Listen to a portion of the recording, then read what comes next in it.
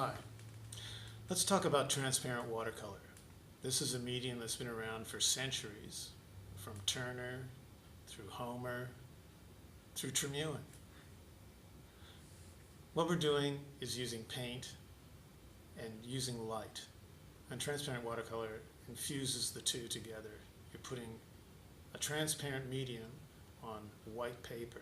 You're looking at the paper through color, hence the transparency. When I paint watercolor, I like color, I like pattern, I like texture. And these are things that mean a lot to me in the work that I do. And I'm always looking for those things. I like painting on location. I like working in the field. And when I'm out there, I'm saying, oh man, look at these patterns. Look at these colors. Now, how can I interpret those? And how can I make those my own? And this is how one develops their own style.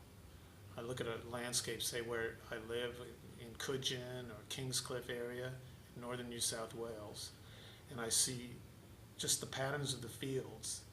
And I think, okay, how am I going to do this? All right, I like these colors. There's a little bit of orange here, a little bit of yellow, a little bit of blue, a little bit of pink. So I might accentuate those colors and have them play against other colors, like say maybe a dark green that just punches out intense color. That really isn't that intense, but when you look at the coloration together, this is where it all comes from. So when I'm in the field painting, it's an experience. One of the things that I always like to say to people is like, okay, here you are on location. Everything is against you. All the elements, from sun to wind to rain, it happens.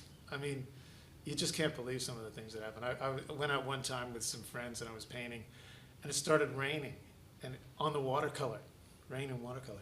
And oh God, you know, I'm looking at this thing going, it's ruined. And I took it away.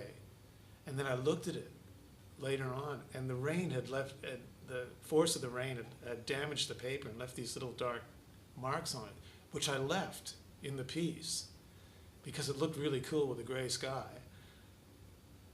And the thing won an award. I couldn't believe it. I was like, this is where you've got, what is it? Life imitates art, or art imitates life. But you have things that happen that could be a mistake, and it could ruin something, or you could work it into to make it into something else. As I say, things, the pattern aspect of life, which you can transcend watercolor, and it's taken me into the world of fabric and textile for furnishings, that kind of thing as well. And why not? You know, as an artist, you look at your work and where can you put it? It can go anywhere.